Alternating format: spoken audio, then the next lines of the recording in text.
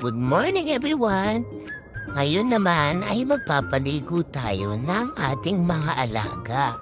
Kanina ay natapos po ng paliguan si Meli. At ngayon naman itong aking pinapaliguan ay si Mahapin.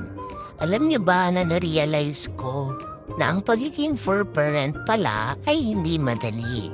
Kailangan lagi tayong consistent, hindi pwedeng moody.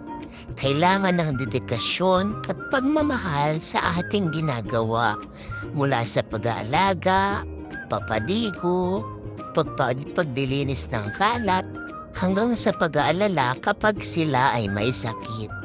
Walang katapusang pagbisita sa veterinaryo, mga nginangat at sapatos, at balahibong nagkalat kahit saan.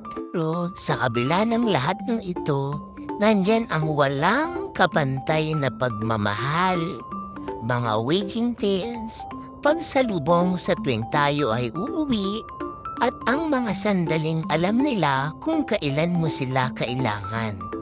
Mahirap man, pero ang pagkakaroon ng matibay na samahan sa kanila ang tunay na bumabawi sa lahat. Bye-bye! Thank you for watching!